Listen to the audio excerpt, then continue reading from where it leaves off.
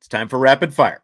Yes. There's some good ones in there tonight, man. All right. Yeah, I mean, we loaded it up. We loaded it up with in rapid fire tonight. Starting with this one, fully loaded.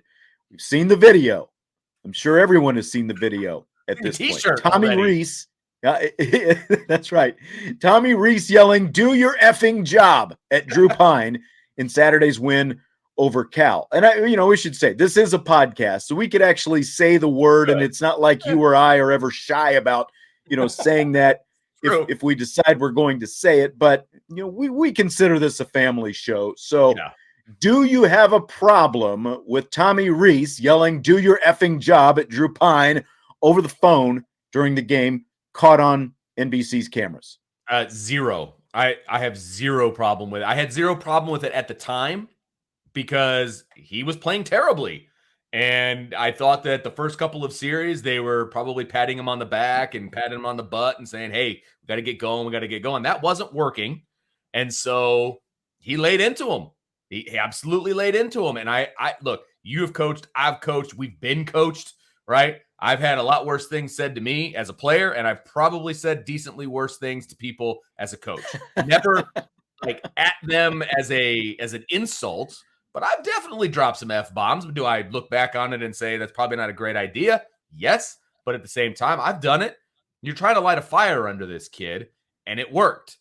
Didn't work right away because he fumbled the snap, and then Marcus Freeman got it and started yelling at him. Right. And then, hindsight being 2020, you hear him talk about it in the post game, and it was like, okay, this is how he wants to be coached, and it worked. So I had no problem with it in the moment before I knew he was going to pick it up, and then the fact that he did pick it up, I absolutely had no problem with it. So there's a movie called Along Came Polly. I don't know if you've seen this. It's actually like 18 years old. I looked it up today, but I was thinking about this. Here's what came to mind to me. Now you're gonna have to bear with me here so Ben Stiller is the star of the movie Along Came Polly. Jennifer Aniston's in it. Maybe you've seen it. Ben Stiller gets married to Deborah Messing. They go to some island, and Hank Azaria shows up, and Deborah Messing cheats on the honeymoon, and so Ben Stiller goes back to New York. He meets Jennifer Aniston, whatever. Well, Philip Seymour Hoffman is Ben Stiller's best friend. This is more to the point of what I'm talking about here. So there's a scene in this movie where they're out playing basketball, and it is hilarious. And Philip Seymour Hoffman thinks he's like the best basketball player in the world. And like every time he takes a shot, he's like, "Make it rain." And, but he bricks every shot that he puts up. That's right. He's right. "Make it rain." And he's bricking every shot that he throws up there. That was Drew Pyne in the first half against Cal Saturday. He's yelling, "Make it rain," but he's bricking all of his layups out there. And so Tommy Rees is sitting there up in the press box, helpless, and he's watching Make It Rain brick all of his layups out there on the field, and he has just had enough of it. And so, he's been the ultimate fall guy for virtually everything through the first two games of the season for what went wrong, and then he loses Tyler Buckner. So he puts together a game plan that's very Drew Pyne friendly, and the layups were there for Drew Pyne, and Tommy Rees was just done with it. And Freeman said after the game, they were trying the good cop stuff with Drew Pyne first. They didn't go straight to Tommy Rees yelling at Drew Pyne. They were trying, to be the good cop, pat him on the back, say all the positive reinforcement, trying to get him going that way. Yeah. And it wasn't working. And so, again, Tommy Rees has had enough. He picks up that phone and he's, "Do your effing job." And, again, like you said, Vince, you've coached, how frustrating it is when players, you ask them to do simple things that you've practiced over and over and over again. And that's the stuff that they're making mistakes on. And that is the stuff that is going to get under the skin the quickest of a coach, is these simple things that you've done over and over and over. And I think that's where Tommy Rees was. I get it, man. I totally get it, because it's you can do all these amazing things, but you can't do little things. It's like, you're killing me right now. I mean, if he hits those layups at the beginning, the game is not close. the game's not close. Notre Dame goes down and score. I mean, they had 5 offensive possessions before they even scored anything. And by the way, Cal wasn't exactly lighting up the scoreboard in the meantime, right? I remember having a discussion with one of our colleagues at halftime. It's like, okay, well, whoever wins this game is going to be whoever plays less worse offense, and that's how I felt at halftime. I mean, it was terrible to watch. And so if Notre Dame would have, and Drew Pyne specifically, if they would have capitalized on some of those layups, it would have been a blowout. It would have been an absolute blowout. Yes. But there we were praying that a Hail Mary wasn't going to land on the last play of the game. I know. And I don't know when I first saw that video. I don't remember, I can't remember if I actually saw, I think it was maybe later in the game that all this stuff started, that I saw it anyway on social media. Of course, it starts blowing up. And I get it, like people don't like the language or whatever. But I guess what I would say to that, one, it wasn't you stupid effing bleep bleep, right. Or, he wasn't directing it at him. He was using it basically like a descriptive adjective, yes. Yeah, exactly. It's like, do your effing job, it wasn't you effing, whatever, do your, so it wasn't that. And let's be real. Again, if you're going to clutch your pearls because somebody used an F-bomb, walk down the hallways of any high school in America right now. And hey, just sign in, say you're here to see Vince. Because again, you've been there. You've been there. I'll walk you down the halls and you'll see. That's exactly right. Let's hear from Drew Pyne himself, because of course it came up at the press conference afterwards. Drew Pyne came out after his first career start, his first career victory, and he was asked about the tough love that he got from Tommy Rees, and here is what Drew Pyne had to say. Coach Rees, I always, I tell him to be hard on me. I texted him this Sunday and I said, I want you to be very hard on me in practice. I'm going to treat practice like a game, and I want you to as well. And, that's the standard he holds me to, and that's what, I asked for, and I respond well to hard coaching. And because, Coach Rees, I've known him for 7-8 years, and he just wants me to be at my best. And, I prepared so hard, and, to come out, a little slow is, that's not the standard he holds me to, and that's not the standard I hold myself to. And, just coming out and finishing is and never giving up and coming back. And the second half was, the standard he holds me to. And, we have a great relationship, and I'm very happy that he's my coach. And, he's going to keep coaching me that way, and I'm going to keep responding that way. And, that's how our relationship is.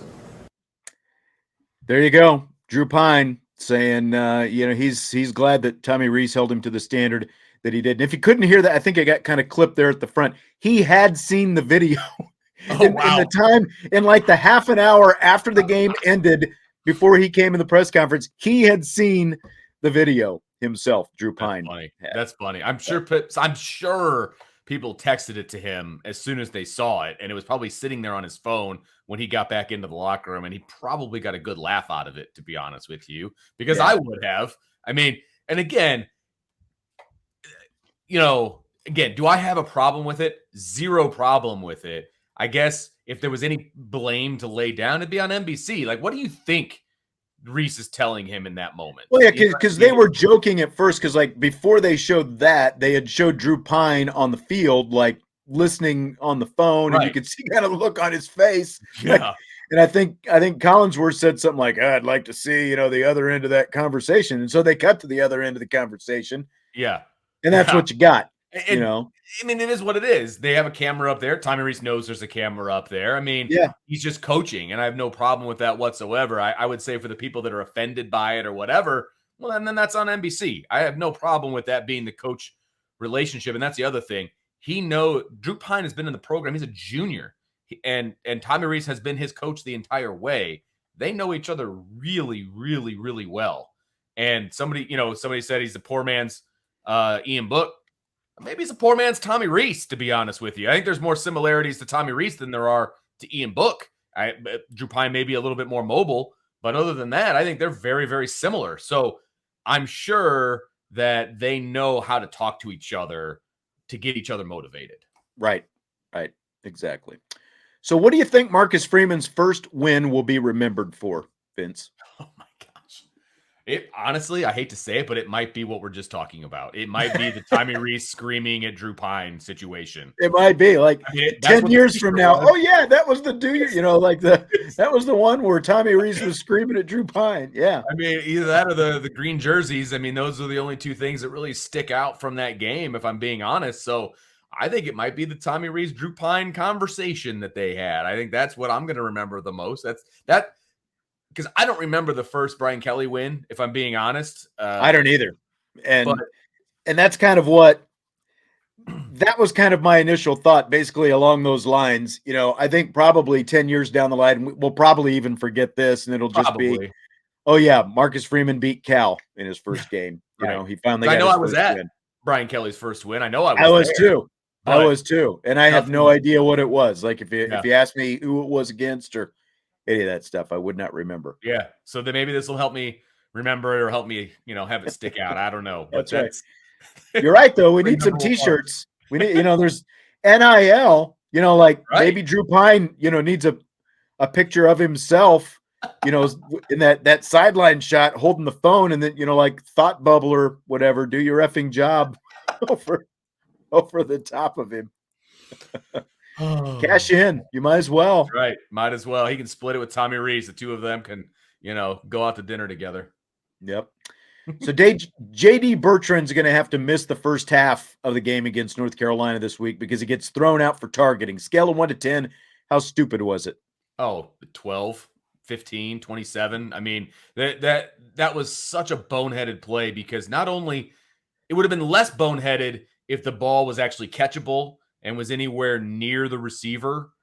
Then you're trying to jar the ball loose or whatever. And then you're like, okay, whatever. The ball was nowhere near the intended receiver, and he just lays this kid out completely unnecessary. And if he doesn't do it, the game is over from the interception, and you get your first takeaway and all of these different things. It was so stupid. It was so stupid. And I like JD. I do. That was just such a boneheaded play. But I will say, based on the way the linebackers are playing, maybe him not being in the game the first half gives somebody else an opportunity to step up, and you can see what some guys can do. I mean, I just such a boneheaded play.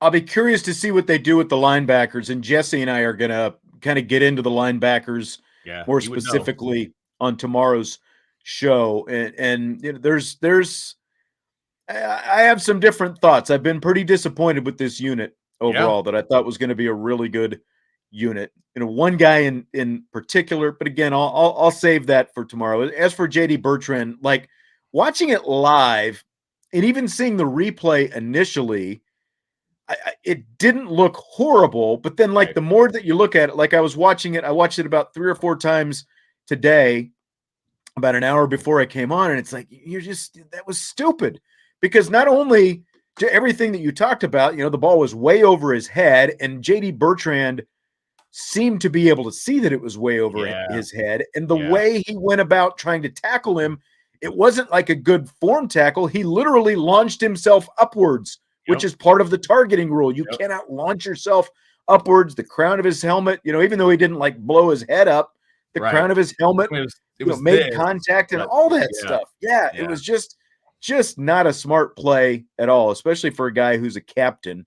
And and overall, I've got a lot of overall respect for the guy, but that was probably the dumbest thing that we've seen JD Bertrand do. Look, I mean, he's the leading tackler last year on this team, and so I was defending him an awful lot going into this season, and even after some of the poor play after the first couple of weeks. But the linebacker play was so poor all around, in Saturday's game that now.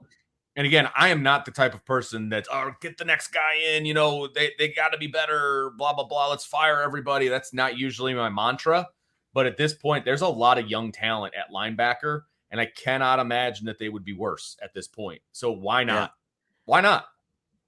John A1 says JR is going to get practice reps this week. The middle linebacker may be different going forward based on the play, the 3 we've seen. And Junior Tuilalamaka. Marcus Freeman said today that Junior, of the young guys has gotten the most reps so far, and he would get more. And I'll be really curious to see if they kind of shake things up a little bit and do move things around. I wonder if all the cross training, maybe ultimately came back to bite him a little bit with moving all these guys around, and it's like now you're moving Kaiser inside and doing all these different things. And Brian and I kind of we touched on that last night, and upon further review, it's like you've got a bunch of guys, and we talk about the value of multi-positional guys and guys you can move around and all of that. That's true. There's no doubt about that, especially in the recruiting world. But once you're here, unless you're super special, okay, being a jack of all trades means you're a master of none a lot. And I feel like that is very much the case here. And so some of the blame obviously has to go on the players. They're not making the plays. But then some of the blame also has to go to the coaching staff. And the linebacker coach is also the defensive coordinator, who, by the way, has had, I would say, 2 out of 3 great game plans up to this point. As a defensive coordinator, I think he's doing a great job. As a linebackers coach, not so much. And that was the position that I thought was going to be the most solid coming into the season, because you had You had him, you had Golden, who went to the Super Bowl as a linebacker coach. You had Marcus Freeman, who's now the head coach, but coached linebackers. And you got James Laurinaitis, who's coaching linebackers, who, obviously really, really good at the position. You would think with those 3 guys that position group would be taken care of. That is just not the case. So I think there's a lot of blame to go around at this point, and they're either going to need to coach these guys up and keep them in one position, or it's time to start figuring out who else can play. Right. Fill in the blank, Vince. The college football instant replay system is blank. Just as confusing to me as it always has been. I have never understood the college replay system. The NFL system makes sense to me, right? It's very cut and dry. You get X amount, if you win it, you get it back. If you lose it, you lose it. It's very, very cut and dry. I honestly don't even understand the rules for instant replay when it comes to college and coaches' challenges and all of these different things. It just feels like there's always something different and some nuance that I don't understand. And it's just weird. And clearly Marcus Freeman doesn't understand the replay either, because he probably should have thrown a challenge flag at either one of those passes that were really incomplete, that should have been reviewed. Now, give Kyle a lot of credit for hurrying to the line and getting a playoff, but it was just those plays were terrible. Like those should have been reviewed. Marcus Freeman either needs to call a timeout there, or if he can challenge, I guess you challenge. I don't even know if you can. I don't know. See, that's the thing. It's like to the best of my knowledge, there is no actual challenge system, because the booth can replay anything that it wants. And then, like you said, you've got to call a timeout. And I guess if you call the timeout, then you can say, I'd like this looked at during the timeout. And then, you get the timeout back. I don't understand why this has to be so hard. The NFL system has had their replay challenge system in place for years, and it works really well in the NFL. Why can't college just go to the same thing and give the head coach the challenge flag? Marcus Freeman, if he wanted one of those pass plays reviewed, could have just thrown the flag out. And then obviously if they overturn the call, he gets to keep the challenge. He can challenge again. Why should he have to use a timeout in the first place? Because in theory, in college football, every single play of a game can be challenged. So why was the replay booth so far behind when you could see on TV that there was at least an indication that the ball was loose when Sturdivant made those catches? They should have went to look at that right away. If there's any question, which there was, because you could see the ball moving both times, they should have done it. But it shouldn't even have to come to that. It should. Why does a coach just not have the flag just like in the NFL, and you can challenge? You get X amount of challenges per game. And if you win the challenge, you get to keep it, and then if you lose it, you don't. It's just that simple. I don't understand why college has to make it so hard. Right. Oh, absolutely. And they reviewed the quarterback sneak by Plummer, which was obviously, I think his whole body was in the end zone. We take time to review that, but we don't take time to review a long pass play that changes the whole complexion of the game, 2 of them, frankly. And it just doesn't make any sense to me. Why are we wasting time on obvious ones and not checking ones that are suspect at best. Right. And then, like Michael is saying here about the fact that, there was the photo of the field goal and the offsides was called. And, and then after the game, the Cal head coach is basically saying, oh, we got screwed over on these calls and all that stuff. I mean, it was just a poorly officiated game. And, that's one thing that I think, especially fans from outside don't realize.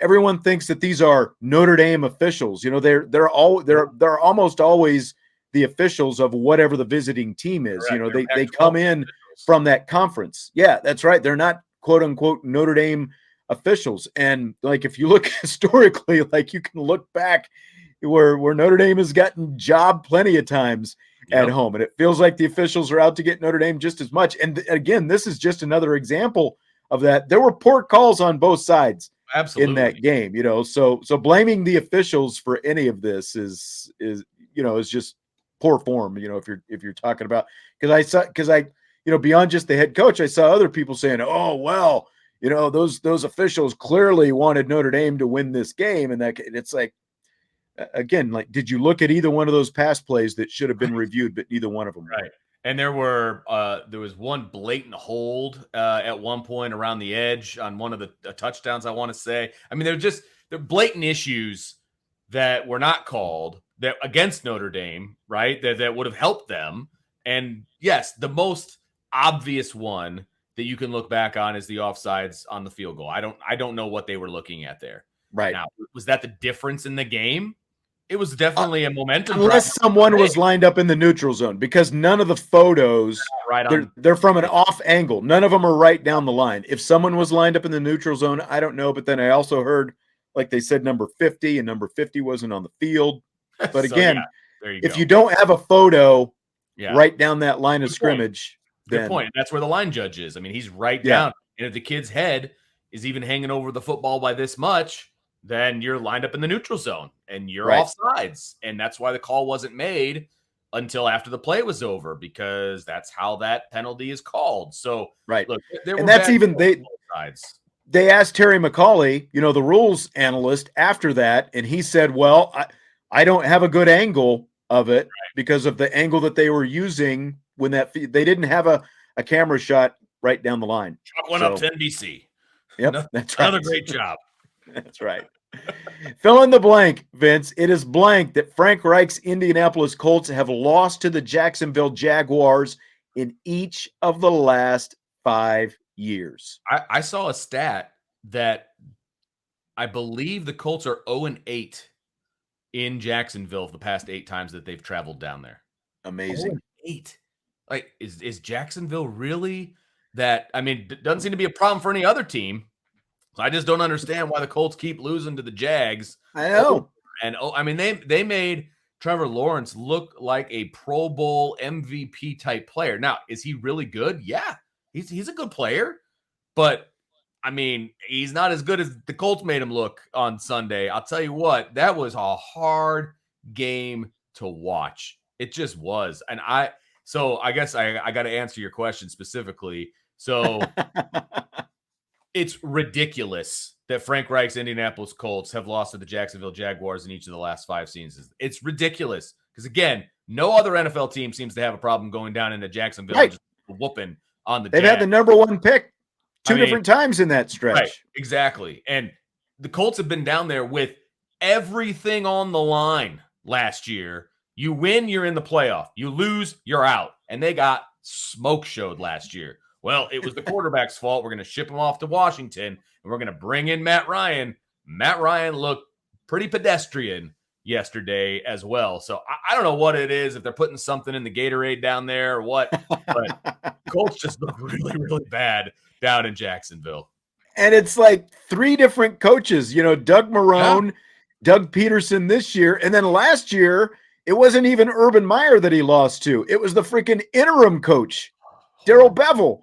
So, and but it's all, the common denominator is Frank Reich. And again, I know it's 8 in a row, but I'm just talking about the Frank Reich era. Sure. And, Frank Reich has had every quarterback under the sun. I think it's time maybe to come to the realization, because they were lucky to tie Houston in the opener as well. So they have now lost to Jacksonville should have lost to Houston, and were fortunate to get overtime in that and get out of there with a tie.